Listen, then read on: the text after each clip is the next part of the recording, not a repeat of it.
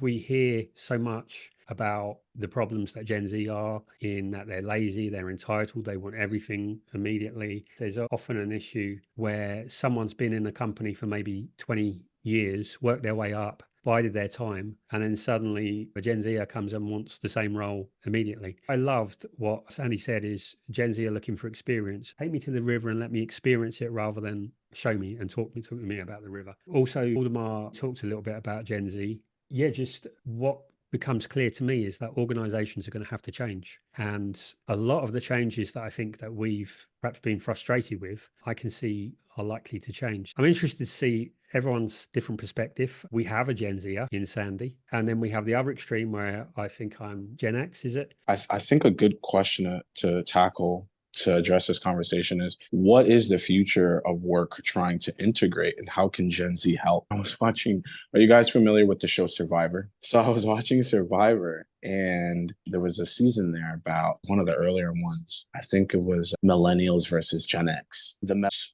were the rowdy generation that they seem to throw so much trash at that millennials don't like to work, all the stuff. And I'm like, interesting. So you're seeing the same societal effect in a different time. And so I think to myself, okay, there's a natural occurrence with the youth where we want to innovate and change. And I think there's another group of people that don't like to change. So there's something happening, right, with technology and everything. So I think a good question to ask is, what is the future of work trying to integrate and how can Gen Z help? That's an interesting question, Sandy. What I translate from that is there's certainly a culture clash going on that is only going to get worse. And the reason for that is because we've got technology added to the mix. We've got already various ways of how work can change. We've got a massive shift in terms of leadership and where Gen Z will constitute not only a large number of work demographic, but a large number of leaders as well. I think the stats say something like 30% or 40% by the year 2030. And when you consider that,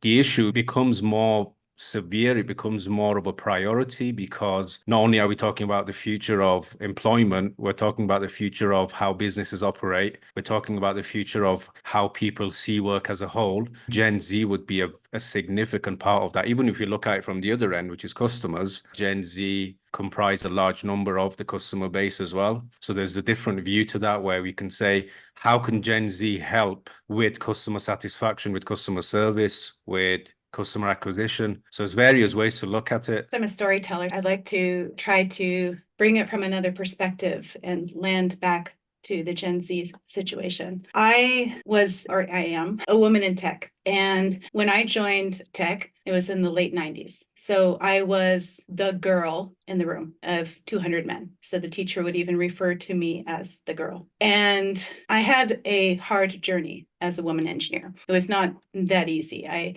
had a lot of struggles from sexism to being kept back from positions because I was a woman. And when I eventually had children, because this is before COVID, where working at home wasn't really a norm. And I had to earn my place in the work field my entire career. So I needed to show up at the office as not a woman, but as a professional that others would see as an engineer. I had to work my ass off outside of the workplace. I was a single mother with 3 children. So I would have to drop off my child at daycare at 7:30 because I would have to commute to the office, which was an hour. So imagine I was getting my kids up out of bed at 6:30.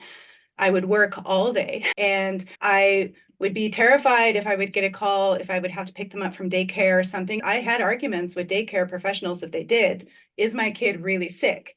You don't understand. I'm a woman professional. I can't just drop everything and drive an hour if it's not important. And I would go back home, not ever bringing home life into the office because I had to work extra hard above my male colleagues to show that I belonged there as much as they did. And then I would get home, I'd have to do the whole getting them out of daycare, cooking them dinner, making sure the laundry's done, the house is in order, and my kids are loved and happy. And then I'd have to go back to work again. Then COVID happened. And I saw a shift, a really big shift. Suddenly, men were allowed, or let's say they had to be at home with their families, and suddenly saw how it was to be, let's say, a father that's hands-on and having to work. And the world changed in a really great way. Suddenly, we became more open to being able to follow our energy, being able to give some of our time to our families and work at home.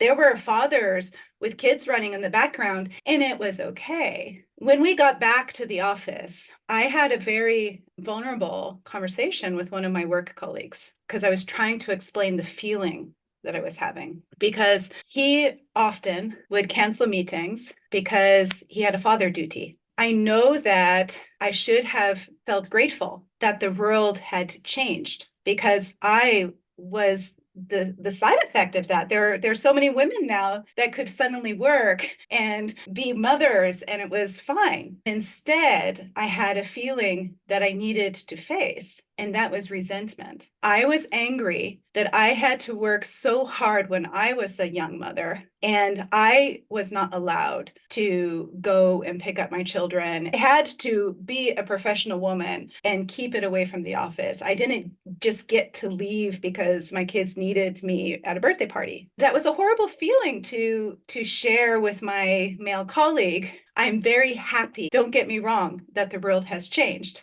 And I'm very happy that my daughters and my son will be able to experience this new world. But I'm grappling with a feeling of resentment. So now I like to go back to the situation between my generation and the new ones. I absolutely adore my daughter, my oldest daughter. She is so in touch with herself. She knows her values. She's able to set boundaries. She's going to be one of those people that joins the work fields and is not going to take any crap from a business that's expecting her to bleed for it. And my generation did. I was expected to first work, then play. Don't complain. You had to work yourself up. You had to sweat. Like, you had to be thankful for the job that you had. That's the generation I come from. And also because I'm from a poor background, I probably had a little bit more. My generation needs to change in order to allow my daughter's generation to thrive, because they will not thrive in our world. And that's awesome. I'm so happy that they don't need to live in the world that we did. And I'm jealous, and I'm a little bit resentful too. And I'm an open-minded person. I'm a person which is all about diversity and inclusion. I live and breathe it, but I'm also honest about all emotions that are inside of me. There's a big number of people that are not close to themselves in the same way. They probably also have a little bit of that resentment and anger, and a bit closer, like they're closed-minded, and they're not as open about diversity and inclusion and stuff, because they're sitting in this resentment that they don't understand where it comes from, even though they have children which need to thrive in this new world. And to a detriment if we don't change it, because we're going to get old, we're going to retire, and then we're going to have a world which will not function because we didn't bring the new generation into it. We didn't teach them. We didn't raise them up. And so it's actually one of the core things that I try to do every day, and every single post that I do is to try to get people in my generation, the people that are leaders right now, to step it up, get vulnerable, and feel these feelings that we have, and be okay with it. I feel resentful and angry sometimes. And sometimes I think, hey, you're so lazy. It doesn't mean you're lazy. Not at all. It's coming from myself. And I know when I look at my daughter and her generation, they are smart, they're able, they're going to do fucking awesome. And we need to start shifting our mindset. And how do you get people to shift their mindset? You lead up. And you show them that you understand that feeling that they have, instead of getting on their case that they have that feeling. Because the more that you do that, the bigger the walls will be. And just by me speaking right here and say, I'm resentful, Miss Dragon Leader, which is open-minded and completely about diversity and inclusion, that I can feel resentful, is giving permission to those others that are maybe not as open-minded yet to feel and let it go, because we want a world which will thrive and survive once we retire. So what can you do? You can do everything. I love your generation, and I'm resentful because I wish that I had that life when I was young. And now I'm trying to shift the mindsets and the people that are my age. Speaking as someone else older, I see a younger person can be as capable. The reservation I would have is I remember being young and full of arrogance and thinking I was infallible. And I recognized that I'm no smarter than I was then. There were qualities I had then. I was mentally quicker than I am now. I was much more articulate, more eloquent. And I don't know, it's like you have kids and then your language and your brain just doesn't work anymore. One of the things that is clear to me is I don't identify as a leader. I've never been a leader. I like to be detached, to be able to be analysing things. So my interest in leadership is from a perspective of the impact that they have on the people.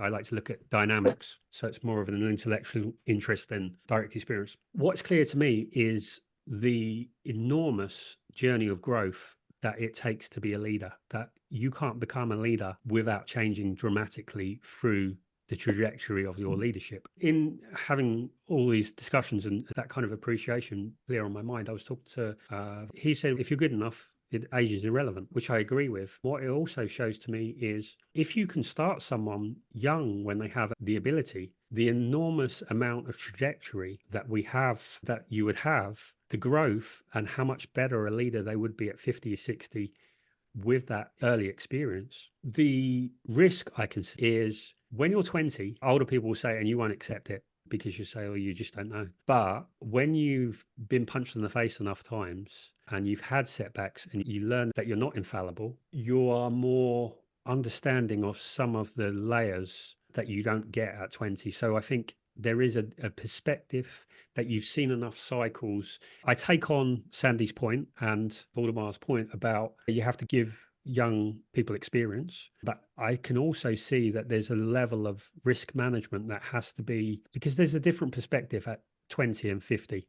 Because at 20, you're invincible, no one can hurt you, you're never going to die, everything is up.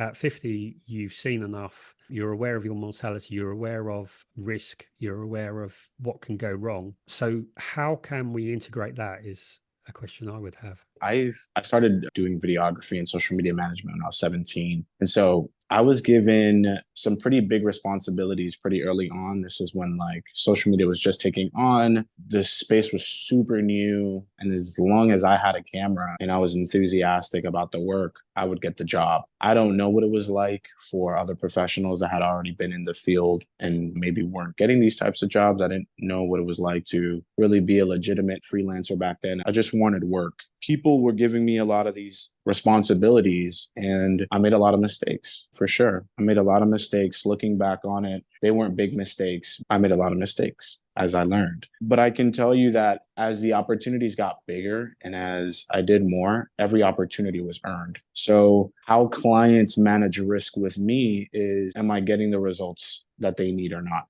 There's really no way around results, right? So what you said, Rob, whether you're good enough, it doesn't matter your age at that point. Are you getting the results is really what that conversation is. I think the reason why this is being brought up is because Gen Z is like almost we're forcing ourselves into the conversation for a reason. Now that tech is becoming such a big part of the conversation and we grew up with it and we're a lot more fluent with it, we're earning some of these responsibilities. And I think it's also important to know, and I appreciate you, Sarah, what you said. I think it's also important to note the emotions that Gen Zers are also experiencing. I can only speak for myself. Funny, the thing about expectations, I feel like I had a lot of expectations. And the funny thing about expectations is that people around you that love you, they could tell you that they love you just for what you are, but you still have these self-imposed expectations. I think you get them from just like these, I don't know, like you see something you wanted. Social media has made it even harder. Because of social media, I have so many toxic expectations that I put on myself, but still, regardless, the results still have to be shown up. The thing is that I think since I'm so fluent with technology that the results that I am able to bring to people are just like, man, this is incredible. And I think that's where we're seeing a lot of the conversation go with bringing Gen Z into the conversation is we have a lot of ideas and we have a lot of things that we want to innovate. How you manage that risk, the way that I've been trying to integrate with my clients and everything is just clear communication. I think as long as you clearly communicate the vision and you have the proper systems to track results in a way that doesn't come across as personal, you can't get around it. And then it doesn't become a age thing. It just becomes a, hey, this is the vision that we have. Do you want to come and build with us? And so I think for me, it's a conversation of understanding that risk is inevitable. But I think that Gen Zers are definitely going to introduce a step closer to the conversation of the integration conversation period. Because I think to myself, how do I, and my sister, I'm living with my sister now, and she just had a baby 2 months ago. She has a 4-year-old. And this week I had to go pick her up because the school said that she wasn't feeling well and she usually has a lot of energy and all this stuff. So I went to pick her up. And as I picked her up, I started thinking about how my sister's also going to start working. And I'm like, similar to you, Sarah, I'm thinking to myself, I'm like, because one of the things they already brought up to us is that she's been absent 19 times. And it's, yeah, she's been absent 19 times because she gets getting sick a lot. So do you want us to bring her to school or do you not want us to bring her to school? And I think those things are coming into my head because as a member of my family, I want to help. And I've come to notice that every professional just has a family that they want to help, something they want to grow. But I'm thinking about how can my sister work with an organization that makes this part of her life part of their conversation? Because I know if they did, the overall impact she would have on the organization would be just, you couldn't even visualize. It would be beyond your expectations. And I've seen that firsthand with the work that I've done as a Gen Zer in positions of leadership. Like I said from the beginning, I think it's inevitable. We're going to make mistakes because the domains we're stepping into are so new to all of us. We're figuring this out. The expectations we have too are pretty scary in the sense that they do push us to a lot of growth. But I think that technology gives us leverage. We're getting results and making our emotions a bigger part of the conversation. So I think that it's a beautiful thing to see where we've come from. And I think the biggest thing I can say, it's just teamwork. It's just teamwork. I think the reason why we're having these conversations is because people want more teamwork. I was working with an organization last year, and they have an organization of over 5,000 employees, over 300 stores. They have a coffee franchise model. And we're working with the CEO. They created a whole separate organization for that organization to basically give their employees personal development. And I'm like, that's huge. And then as I'm working with him, I'm thinking to myself, my biggest challenge developing as a leader in my own family was trusting college. If I could have gone and worked at this coffee shop and developed as an individual, it would have been awesome. I would have gotten a normal job, which I ended up getting anyways at a restaurant, but I've also would have gotten personal development. And based off of the statistics that he ran us through and everything, and the interactions that we saw in these stores every time we walked into one, and the conferences that they would have where a bunch of employees would come and show up and hang out, it felt like they wanted to be there with their hearts and souls. And I think that all this is where we're all trying to go together. I think it's a conversation of teamwork. And I think that it's equal on both sides. I don't think Gen Zers should be held to any lower standards than anyone else. It's all about results. What does the company need? What's the vision of the company? If I'm not getting these results, give my position to someone else. That'll make me stronger as an individual. I'll try to innovate and implement. So I think to answer your question, Rob, I think it's a conversation of clear communication and teamwork. I think we all agree on the same vision. So now let's work together to get the results and integrate, because like I said, I think involving everyone's lives is what we all want. And I think it makes performance altogether just go beyond our wild expectations. What comes to mind there, as I'm still processing what Sarah was saying as well, is about the resentment. So what we've got is there are only so many opportunities, and there's more people than there are opportunities. And so what it says to me is actually that's a positive, because if we take all forms of discrimination, whether it's sexism, whether it's ageism, or really the answer to the is it just not being an issue. And if we're just picking the best person for the job, what that means is we have a higher caliber of a leader. The leaders that we should get should be higher quality, because if it's open to everyone, regardless of age, regardless of sex, regardless of every other factor, it should be the best person for the job. But what that also means is there's going to be a lot of people, and Sarah spoke of the resentment. I can imagine if I was working in a company and someone came in of 25 and however much they're a hotshot, you're going to think, hang on, I've been here 25 years and I've got all that experience. We're the same level of candidates. So you're going to have people who feel resentful because they've been overlooked. I've also had this conversation in terms of DEI. If I'm sensible, and if you look in terms of intelligence, on average, women are smarter than men, which is statistically a fact. That if you've got at the extreme ends, it tends to be on a bell curve, it tends to be men because testosterone amplifies. So it's also the most stupid of men. But on average, women are more intelligent than men. If I was smart, I don't think I'd want to be CEO. I don't think I'd want that responsibility. I would rather have a position that I can make an impact, but not necessarily have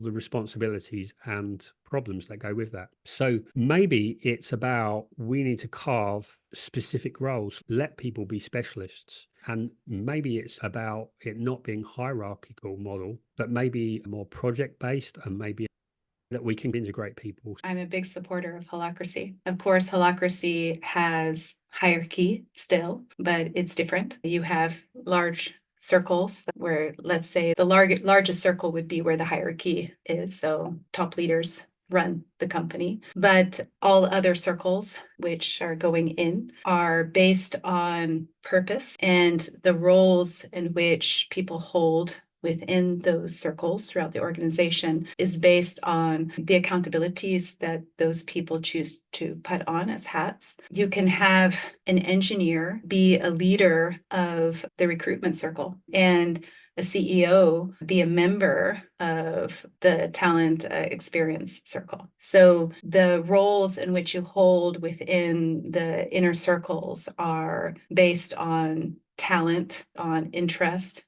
passion, and everyone that's working on it has accountabilities that are defined by everyone that's in that circle. So there's a clear governance, but you still have company hierarchy in the way that every outer circle is responsible for the inner circle to make sure that the messages that they need to transpire into inner circles is delivered, and that decisions that are really needed are that they're present when those decisions need to be made, but they don't care about the innermost circle. So it's just like that. The reason I really love this way in a lot of organizations is it goes more on talent. As I mentioned before, I always had that problem. I was a software engineer and I'm an artist. I'm a singer. I'm a high creative. I loved writing my whole life. And I'm a people person. I love psychology and science. So I'm a multi-talent, let's say. And I ended up with a job of a software engineer. Of course, I'm a reformer. So I was always pushing the edge of every job that I had. I would always go beyond the boundaries of my job and start working on initiatives that were outside of it and working on things that were outside the company. Maybe that's how I rose up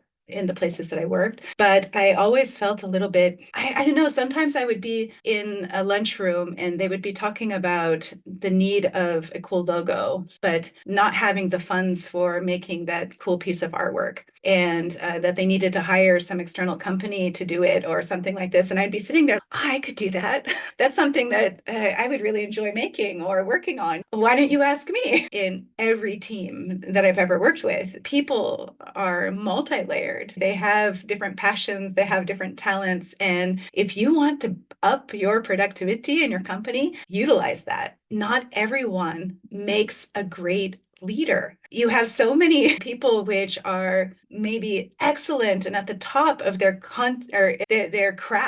And then they get promoted into leadership and they're not happy because they're not very empowering. Maybe they don't have the highest empathy. Maybe they struggle to read the cues in the room. Maybe they're just not interested in other people, but they have this role. And it's like, oh, if I want to grow in the company or I want to do good or get a better pay, I have to be here. I think what you say, Rob, is spot on. You let people do what they love to do and what they're good at, and you take away the only way to grow is to grow up in hierarchy, you're going to end up with a lot more happier people and higher functioning companies and people that are just thriving in their lives more. Going back to Gen Z, I have a lot of conversations with people in that generation. They do have something which I feel like our generation misses a little bit. And it's probably because they were raised by us. We were teaching them our lessons early on. So they were able to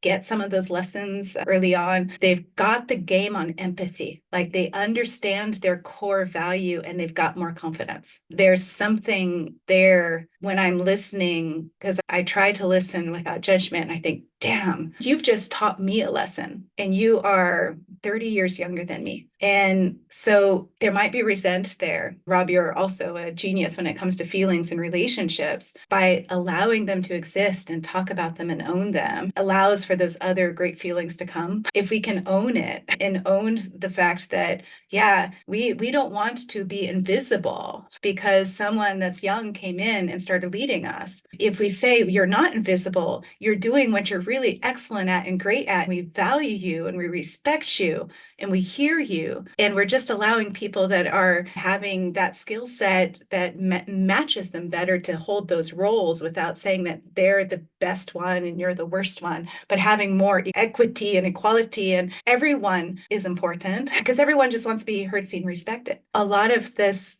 generational tension will fade away. Resentment of a younger person coming in and being a leader won't be as bad. It's when you put me down and you say, hey, you're not important anymore, and here's this young person coming in and taking over your job, then I'm resentful because I've been working my ass off for 40 something years. Then you're resentful. So it's about changing the script. I like that very much, because I think it's, when I look at myself, for example, I've come to this realization because, Rob, like you said, when you're young, you're ambitious, you want to go for it, you want to go everything. That's exactly what I did. I was 18. I was what they call a top performing salesperson on the phones in a contact center environment. So what did they do is they promoted me to a manager at 19. And I failed epically because I knew nothing about people. I knew nothing about the human elements of leadership. All I knew was how to get target every single day. So like you say, Sarah, it was a mixture of, I'm good at my craft. I know how to do that. Not that I didn't want the leadership position. It was just the only other way that I can feel I could go higher in the company, because there was no other way.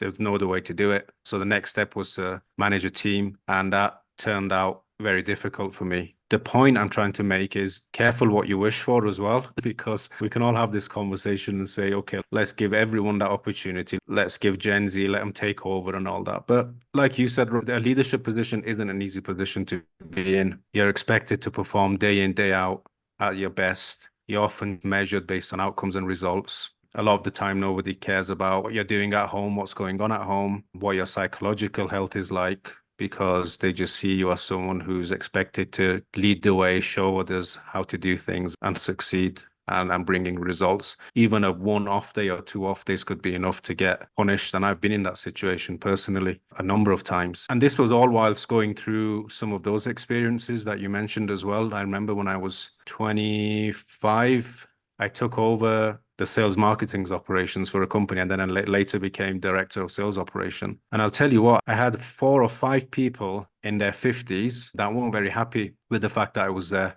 And I had to deal with it. But it wasn't a nice situation to be in, because you have to work twice as hard to be able to convince them, to be able to gain buy-in, to be able to bring them on board to what you're trying to do and why you're there. And you have to justify it. They don't see that I worked my ass off for 6 years before that. I'm on the way to burnout, which I was. They don't see any of that. So I think a lot of the times is, what I'm trying to say is that we need a bit of a disclaimer where we remove some of the labels, we remove some of the stigmas involved with certain generations, and instead trying to find a solution on how best can we bridge the gap between traditional wisdom and new ways of working or new ways of operating. Because the more we insist that we don't want to change, which a lot of experienced and senior leaders, the worse the situation will get. Sarah, you touched on COVID. That's a very important thing, because I think 2 major incidents in the past few years that have forced people in positions of change is A, the pandemic, and 2,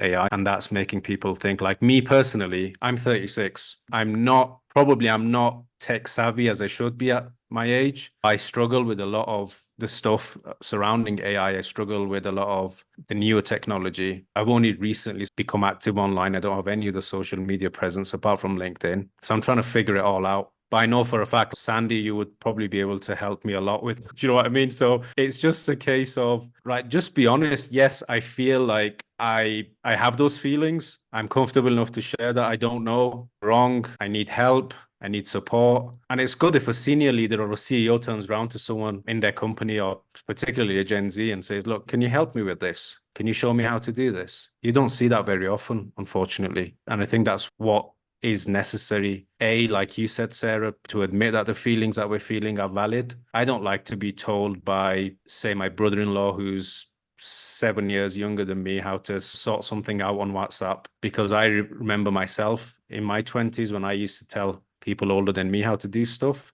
I'm thinking, okay, so this is how it feels, and this is the same. It's admit it. Okay, you're not complete, you're not perfect, even though you have this image of expectation everyone has from you as a leader in particular to be able to know it all and do it all. But at the end of the day, you need to utilize your resources effectively. You need to be able to bring people together regardless of age and sex and religion and things like that. Just admit that. How do we move this forward? What's the best way to move it forward? How do we bring people together? And like you said, Sarah, I think empathy is, personally, because I've burnt out, I've learned the hard way to break myself and build myself up again. But majority of men, I would say, if you say vulnerability to them, it's, what's that? Do you know what I mean? I'm not weak. That's their standard response. But I was speaking to a psychologist a few days ago, and she made a very valid point to say they will say that. They will continue to admit that it's a weakness. But imagine being a CEO at 45 or 50 and having a stillborn. Your vulnerability will come out regardless of it, because life happens. And once it happens and you have that experience, it doesn't turn into a weakness anymore. It's all of a sudden, I need to talk and I need to display my feelings and I need to share. So I think a lot of it is based on first-hand experience. The story I told about myself was lucky, and I'm glad I had those early sort of failures, and to be able to think openly, not say be better and improve and be the best. No, but just be able to think openly about these conversations, because I've experienced it firsthand. I've felt those feelings. I felt on both sides of the scale, being told that you're too young or too inexperienced, and even told that you're too old, because some positions, 6 years old is deemed too old. So that's a reality as well. I just feel like I'm open enough to say, okay, and that's why I said when we started this video, I said, I'm interested to hear what Sandy has to say, because I just think he's better positioned to be able to tell us what the true feelings and the true story is with this conversation. I heard something, and I was hearing it a little bit in what Sandy said before, because you talked about results. And there's something that you mentioned, Saieed, that I heard ego, and something in what Rob said about the competition, or there's too few roles.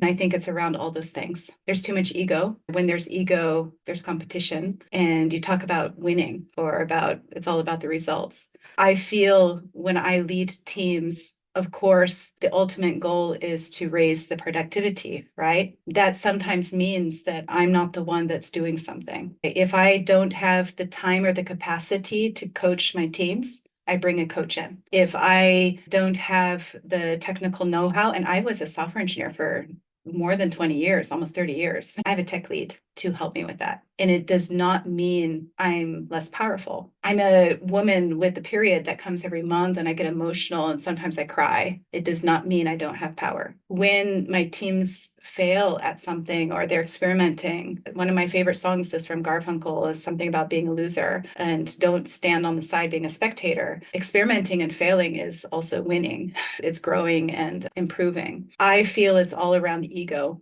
And there's a lot of ego in the work world. There's a lot of ego on LinkedIn, a lot of ego in leadership. And this might be a sexist thing, but I feel like the male organism, the masculine hormone that is in females also, ego is a big part of it. And I think if we learn as a society to let go of ego and to share roles, why does a leader need to do all of it in order to be a successful CEO? Maybe you can have 3 people in that role to do that role good and the best. And it's about, you may have somebody that's amazing at empathy because they're coming from the Gen Z generation and they just understand the values and stuff better, and they're doing that part of it. And you have the expertise of all of those years of experience, because believe me, those 30 years of being, I have seen patterns. I have seen the ups and the downs. The amount of times they've gone from monolith to microservices to monolith to I've seen it over and over again. You cannot dismiss my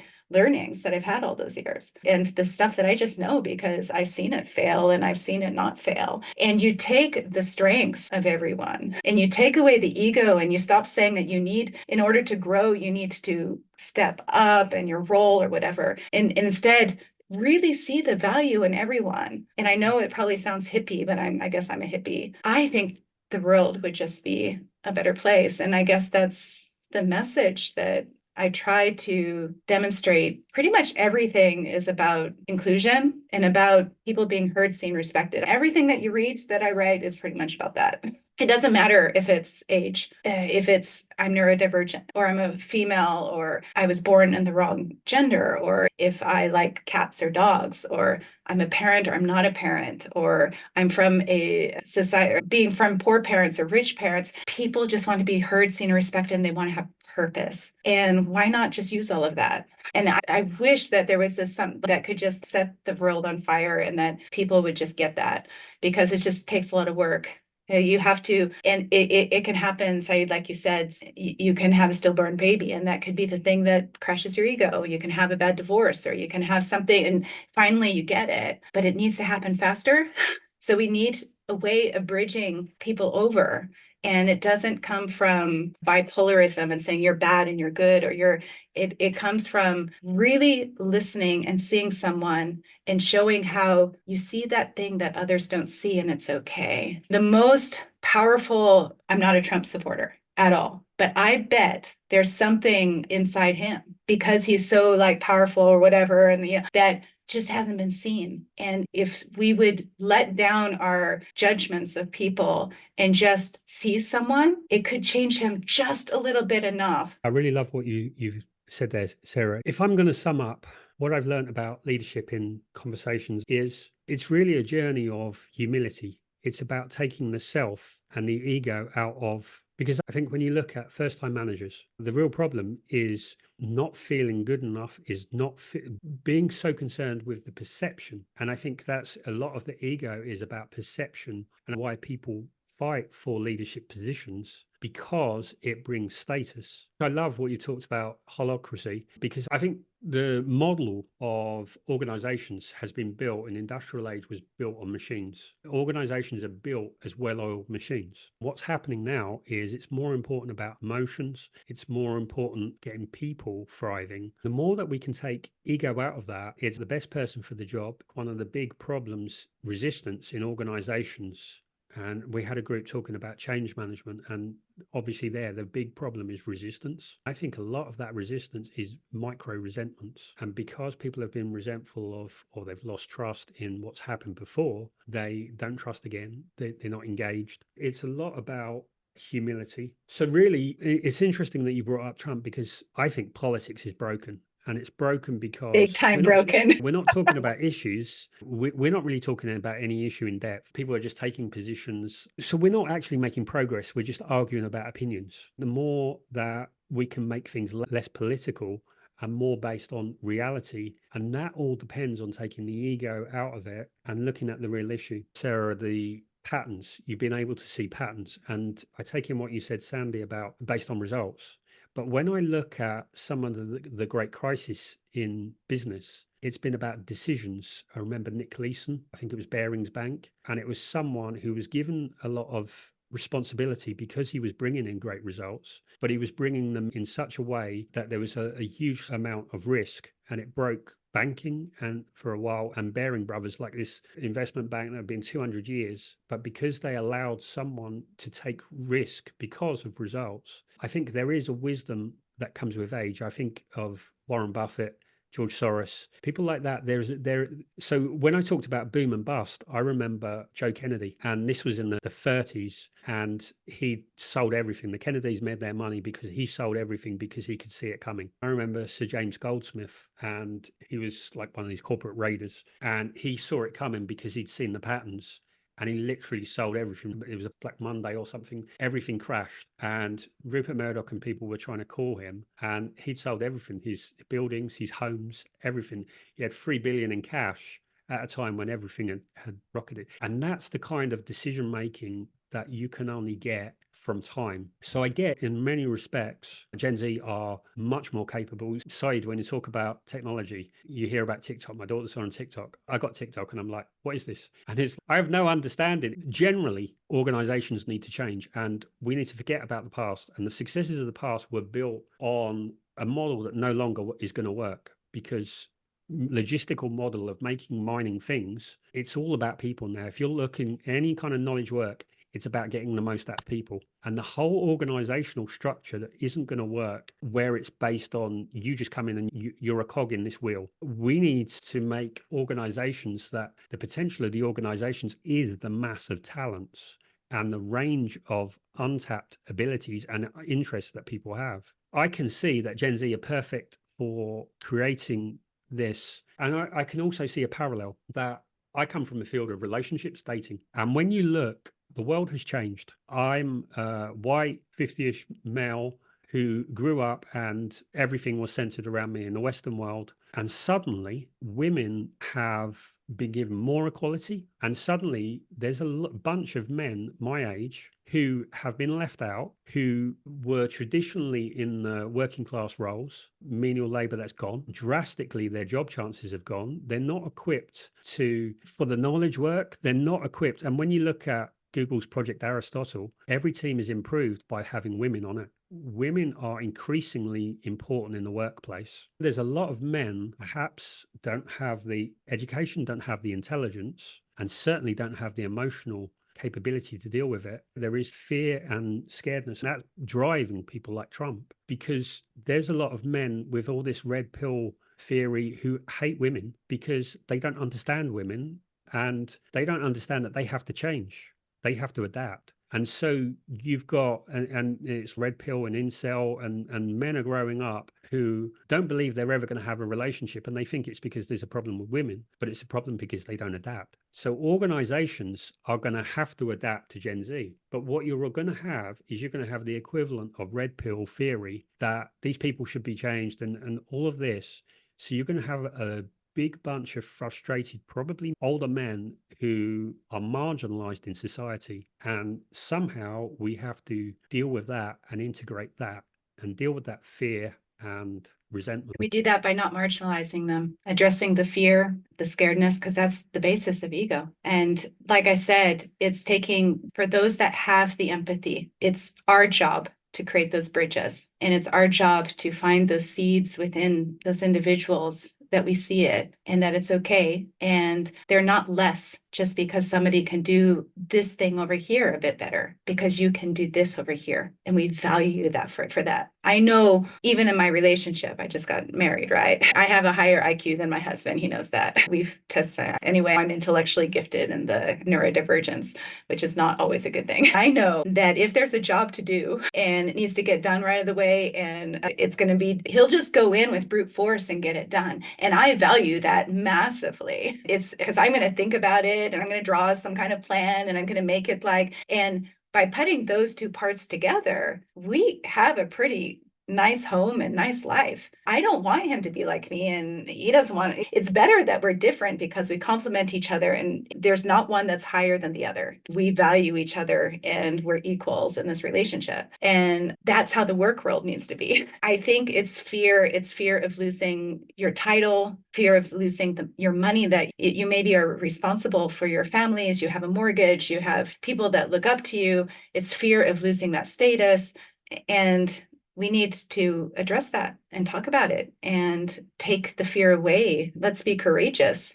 And that's actually having fear and still going forward and showing that it can be done in another way. Just because you give someone a title next to yours does not make yours less. We're just bringing more up. I was even taught that. I don't know if that's a generation thing or just my mom thing, but she always told me if you're going to do something, you have to make sure to be the top 5% or 10%, because it doesn't matter what you do as long as you're that. And we need to get rid of that thinking. And why do we need to be the top 5 or 10%? There's a place for all of us, and we all have skills that we can utilize. It's a brilliant addition, Sarah, because it's deeply rooted in self-awareness. One of the reasons why we really want to promote self-awareness in leadership is to get exactly to that point where we see a lot of where the biases are coming from, the self-limiting beliefs, the fact that your lens, like I call it, needs cleaning. It needs breaking sometimes. Because until we do that, we're never going to create that environment until we do those things. And I think culture plays a big part in it as well.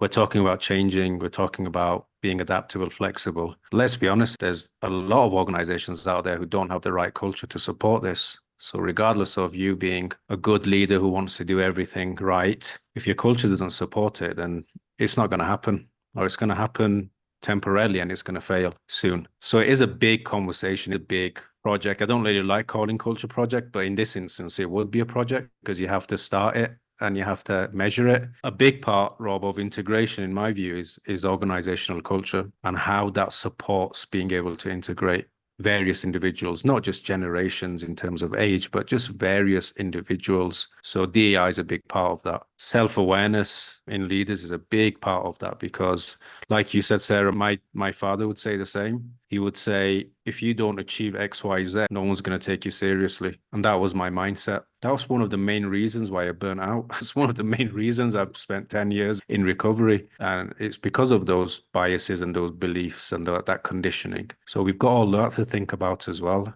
And it is a very deep conversation, which sort of transcends the whole A to Z of integration. It's more about looking at it from a holistic point of view of what limits us. Some people want to change, but they just don't know how.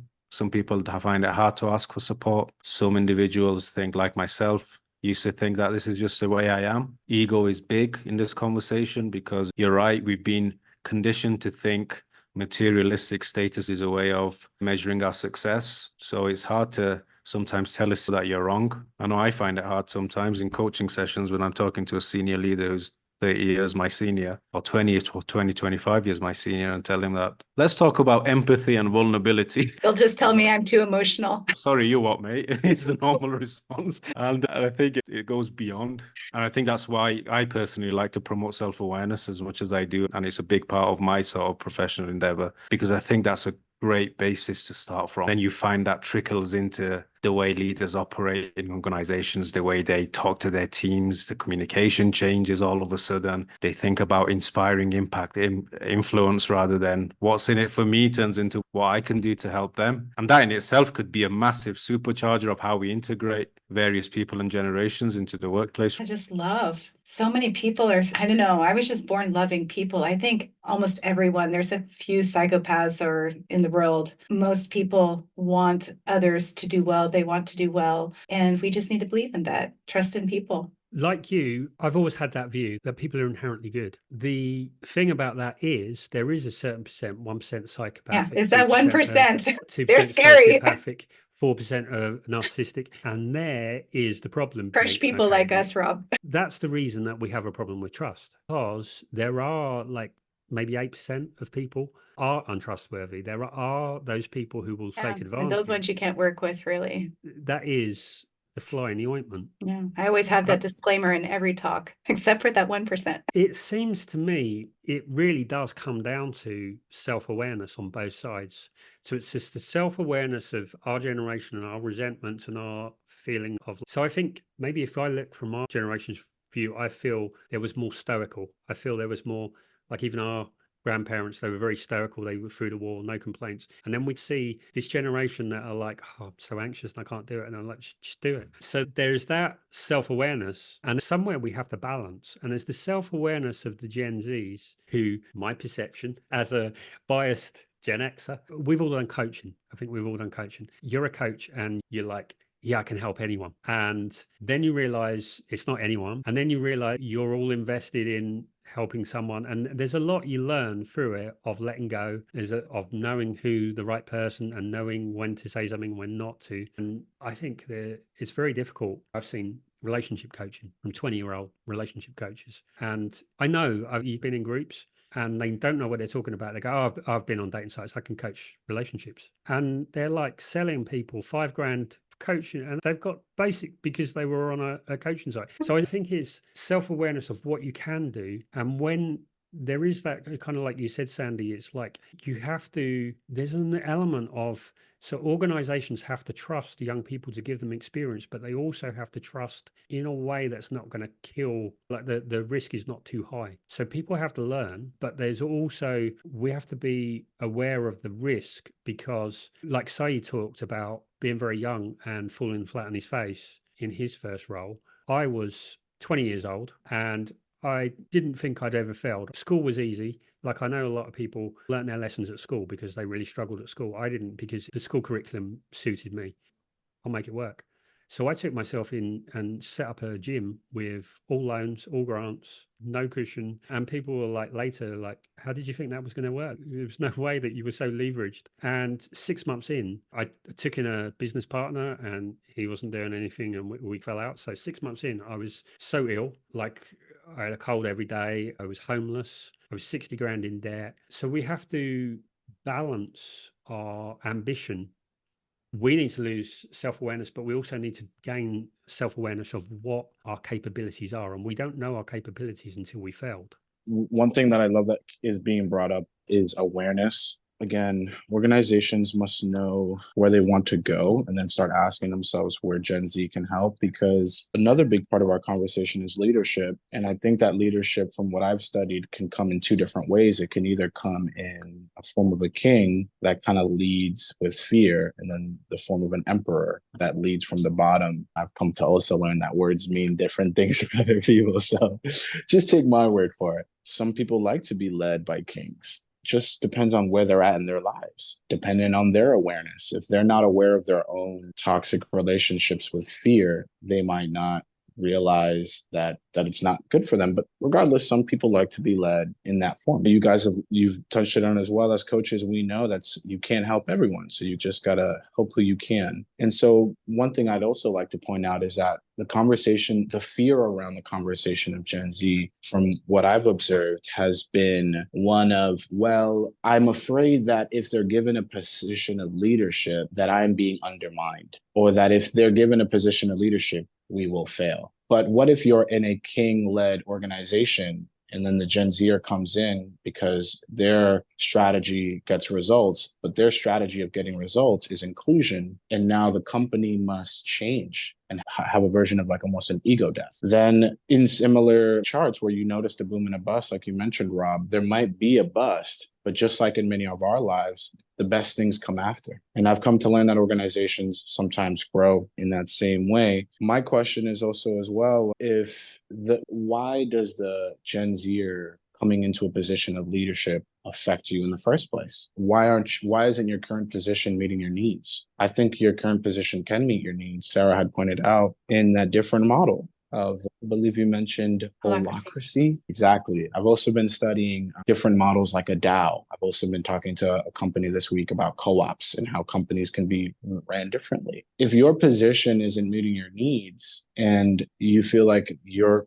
team is maybe neglecting that conversation or pushing it away, regardless of who gets the leadership position, whether they be a Gen Z or if they're not, you're going to feel unseen because of that's almost like the toxic mindset that's inside of the organization. I'd also like to point out and touch on what Sarah was saying. There is a lot of ego. A lot of companies themselves promote consumerism and overconsumption. And so if you want to have a conversation about awareness, we got to have a conversation about all the way through. Are you genuinely proud of the organization you're working in? Because again, I've come to learn as well that everyone's feelings are valid. You can't go in and say your feelings are not valid. Your feelings are valid. They lead to some kind of truth, and your truth is your truth. So the bigger question is, where is the organization tolerating ego? And it goes back to the conversation of leadership, because leadership is really hard. When we know that we are facing an inevitable wave of change, sometimes we like to have someone else push us through it and be a leader in that sense. The decisions that can be made in an organization when they're led by love are always inclusive. If we're having a conversation of Q2 is inclusive of everyone, everything that's going on, not just your role and your responsibilities. It's what's going on at home. What can we expect? least those are the types of conversations I can have, or I try to have with my team. But I can tell you firsthand that it is very hard. But what's beautiful about all this is that there are certain things that we can all agree on. And it's that you can't cheat your way through growth. You can't cheat your way through results. True growth, and when I say results, that's what I mean. Because when I think results, it's everything's included. Again, that's what the word means to me. But you can't cheat your way through growth. So if you have a Gen Zer that earns a position, know that there's going to be risk to anything. But what if the change you're looking for is a valley? Valleys are part of it. And I'm not saying that a Gen Zer is going to come in and ruin your organization. But for example, I have this mindset and I pump it into our vision. So a lot of the work, when I work with clients, it always leads to some kind of ego death. I only had one traditional job. I became a shift manager at 17, and I had to fire people that were way older than me. And that made me really uncomfortable. But I also know that I was outworking them, and that's why I got the position. Regardless of what it may be, their minds were somewhere else. And the job wasn't meeting their needs, and they weren't fully invested. Whereas as a 17-year-old, the job was meeting my needs, and I was getting better results. But I can tell you that with the mindset that I have now, that whole organization, I can tell you, like you guys said, the culture wasn't ready for it. I've been learning a lot from my nieces. Like, if you try to teach a child something at school, but then they have a different family culture at home, the training is going to go in through one ear and out the other. And organization was just set up for failure. But as I left that organization, had the epiphany that I did and started my own business, I tried to pump love and everything into what I did, because I started the company with love. And so when certain things fell out of pocket for me with certain clients, or when we were met with fear in certain campaigns, I would traverse that challenge with love. But when you shine love at a lot of different things break. And campaigns, just growth in life, can be weird and rocky. And I think that Gen Zers, if anything, the conversations we want to have is, yes, it all matters. Because again, to Sarah's point, we were raised by people that showed us it was possible. My mom, I was born in the Dominican Republic, and so was my entire family. She brought us to the United States when we were 5, and then she just kept taking risks. She stood up for herself in her relationship with my father and took big moves. So I learned through her behavior that if we're going to succeed, true success is a conversation of inclusion. Rob, to your point, anything out of balance is bad for the collective. Too much one way is bad for the other way, and someone will be alienated and it won't be right. So how do we slow down and have a conversation of balance? And I think the courage that at least comes from me as a Gen Zer is that I care. I feel like I deserve and am entitled, truthfully, I feel like I'm entitled to the positions that I want, because I know that I care more than the other person. And I know that I will make sure that all people involved will be heard. And so I'm not afraid to take that leap. And again, truthfully, it's not like people are signing these checks because I'm forcing them. Like, I earn these positions. So I say it all to say that, again, it's a conversation of balance. How do we find balance? And what I've also come to learn is, yeah, let's remove the ego. Let's remove the consumerism. There is going to be a huge change. Things will crash. I can already tell you that. First and foremost, all these billion-trillion-dollar industries that benefit off of fast food industries, they're going to collapse. So what are the workers of those organizations? How are they going to find different ways to integrate? Because there are certain things in our reality that kind of have to collapse in order for us to move into a more inclusive civilization. Because again, if it's tolerated in one area, it'll just sprout. It'll just, like weeds, it'll just grow everywhere. But I also know that the change will happen smooth and subtly. It won't be rushed, and it'll happen on its own. Growth is inevitable. We all move in this united dance towards just trying to make the world a little bit better for the next generation of children. And I love that we keep bringing up the words awareness and balance, because that's truthfully the conversation. But it's, again, I think a big conversation of how we're all tackling fear, because fear can be found anywhere. So regardless of who's leading you, I think that the conversation of the future leadership will be making organizations more love-led. And that's going to reveal a lot of shadows within all of us. But we'll see. I think, again, it's a conversation of teamwork. And I'm truthfully excited. I'm excited for this change. And I'm excited for all of us being more connected. making room for this conversation. I have to say something. There is a kind of wisdom that comes with age. When I was young, I'm a reformer. So I don't know how much you know about Enneagrams, but I'm a reformer. And reformers have a way of, when they're leveled down, a kind of righteousness. This is the right way and this is the wrong way. We're quite strong on our convictions and we're trying to change the world for a better place. What I didn't realize when I was leveled down and when I was younger was how exactly this behavior was alienating me from the rest of the world and being able to create that impact I wanted to make. There was a kind of, you have to have this conviction, otherwise you go see the road. Like I was impatient, if you imagine, and the world has to change and it has to be like this. And maybe I wasn't as good at listening and bringing people with me or taking them along the story or getting buy-in. And the reason that I mentioned this,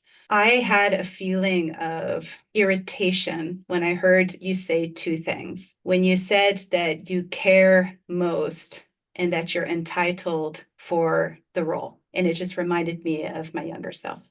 As a younger self, maybe I didn't understand those leaders that were older than me or my parents' generation or something like that. And I wanted to change the world for a better place, as I still do now. But that change doesn't happen by me saying that I'm the most caring or I have the most empathy or you have to follow my way and I deserve to be here. Because that creates alienation and it makes others angry and unseen and not heard. When I had a senior on one of my teams, I remember him desperately saying that he has wisdom because he was an engineer for 15 years and he wants to hear and bring up the juniors, but he feels like they're not listening to the advice that he has to give. And that hurts because he has wisdom and he cares. He may not show it in the same way, and he may not have the language that the younger generation has learned.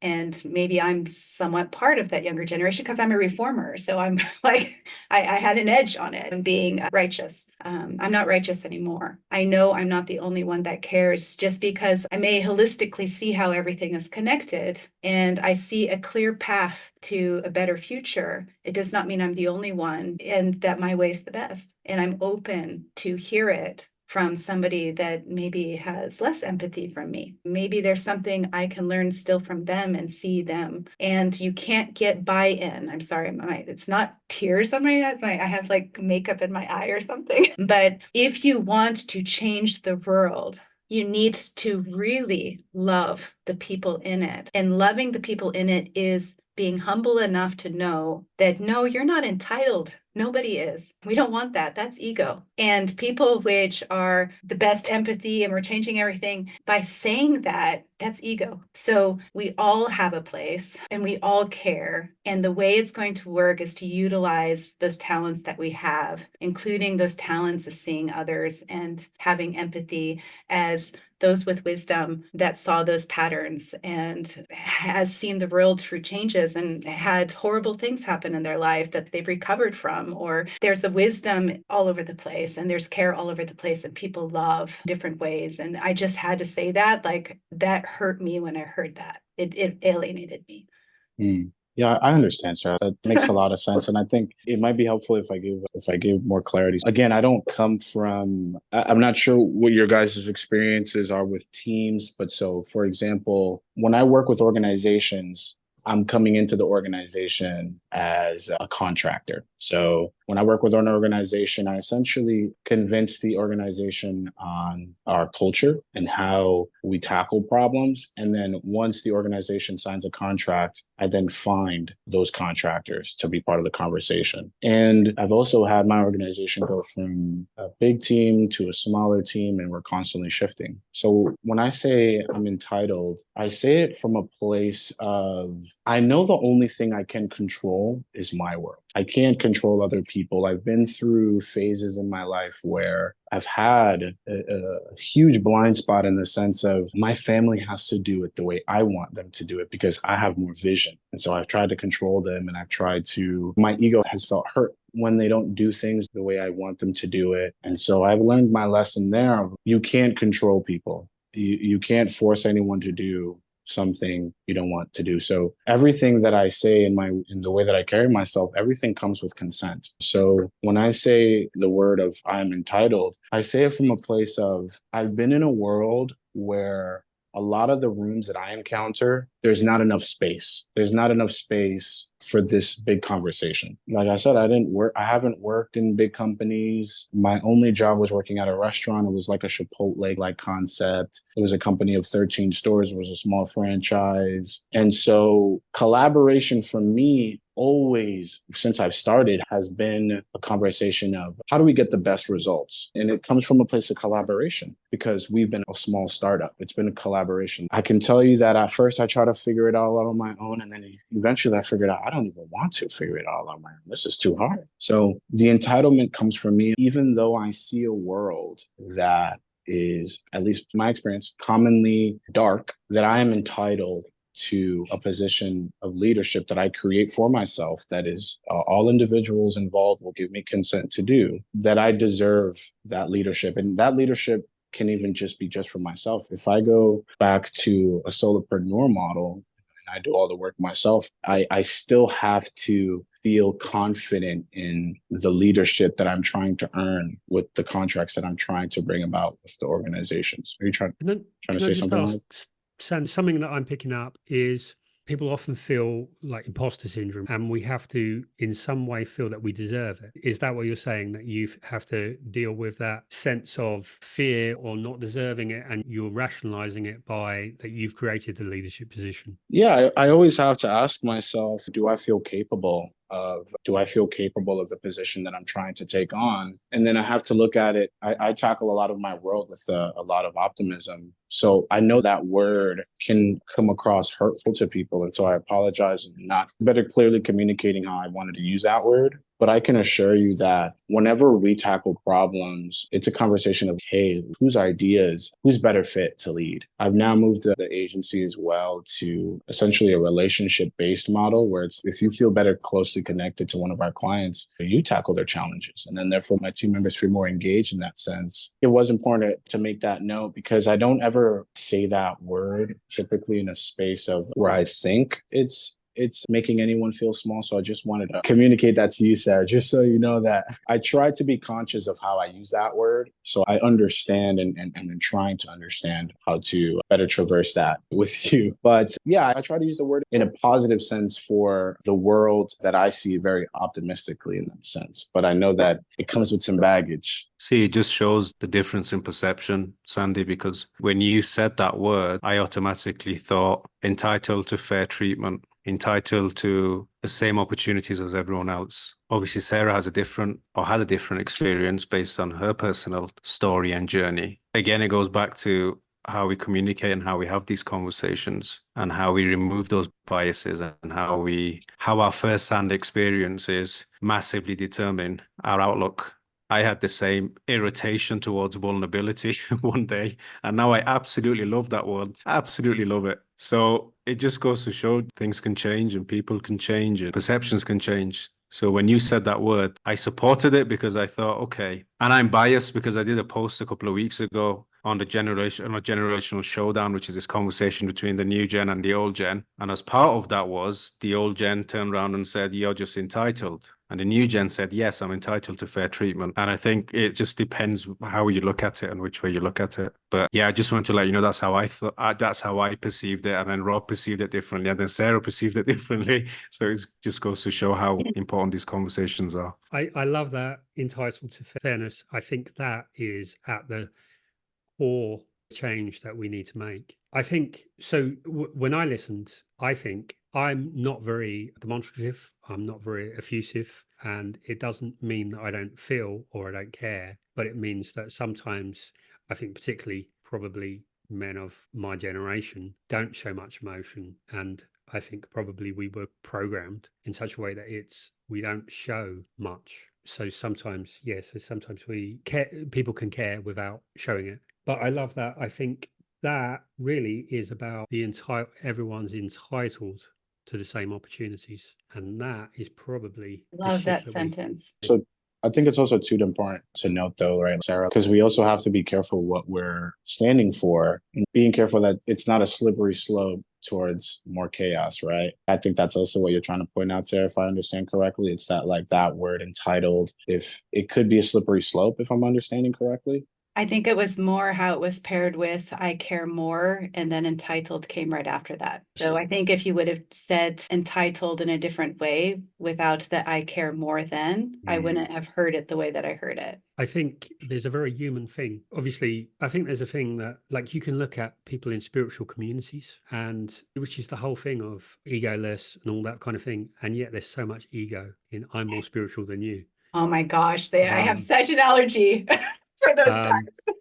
And so you're spot on. I think we have to be careful that human elements come into everything, and we always, all of us, slant things in our own direction of whatever we value. That's the point I was trying to make, is I want so badly the world to change and to a better place. And I think it will only change in a better place when those that have the capability to change it are not righteous. So we need to bridge towards and bring people over. And it's hard. It's hard not to get ego. When I gave a talk on Friday and I had all of these people coming up and said, I changed their whole perspective and they were so inspired, and I could easily be like, oh, I'm the best at giving my message and empowering people, but I have to humble myself every day. If I don't, then I become that positive, empathy, empowering person that's just as ego full as the other side, and that will destroy my journey. So I just hope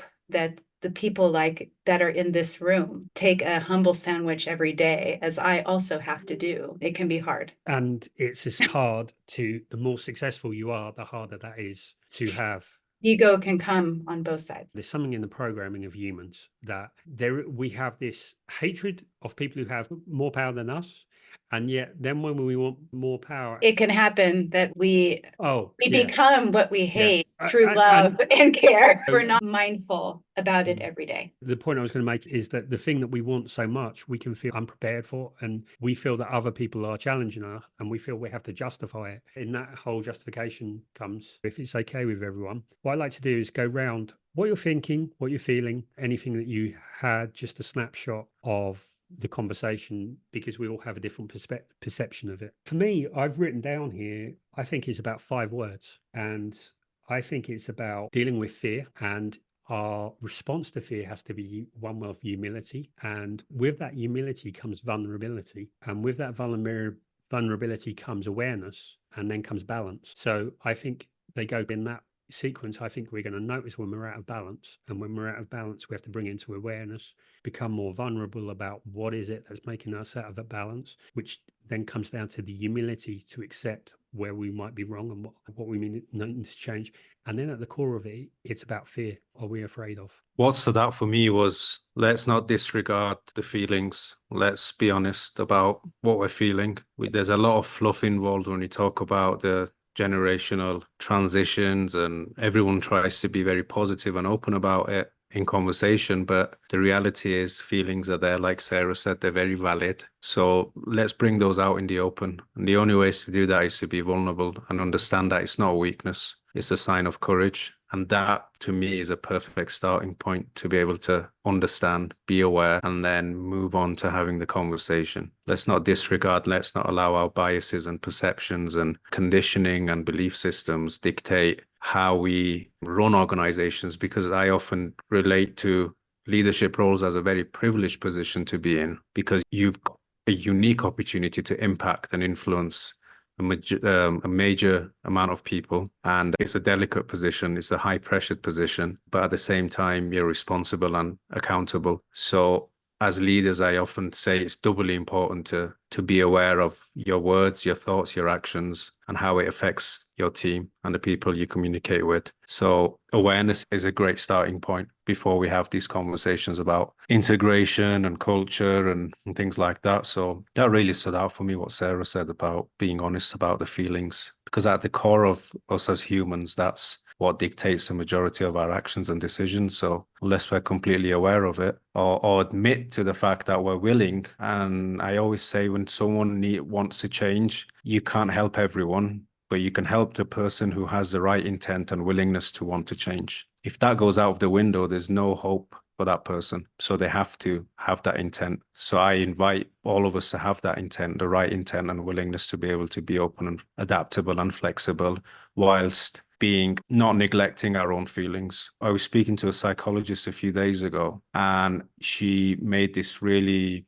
interesting remark, which she said, if you have struggled as a child with your parents, Rob, you can relate to this. Understanding that your parents did the best they did with what they had at the time is one way to think about it. And it's probably a right way to think about it, because in their minds, they were doing the right thing. But if you feel like you were a victim, don't discredit the fact that you feel that way because you were a victim as well. So that's also valid. I think that's relatable to this conversation, because it's not about who's right or who's wrong. What Gen Z could do that's different to the previous generation. It's more about just being open, honest, transparent with our feelings, emotions, and experiences to bridge the gap between what we can offer and what the new generation can offer. And the result of that, and the combination of that is a beautiful thing. And I think that's what we should strive for. I feel very optimistic. I feel very motivated by this conversation. I think anytime I can sit down with someone and I can see that they're a good human being and they want the world to get better for children and the future of children or future adults, right? So it's like,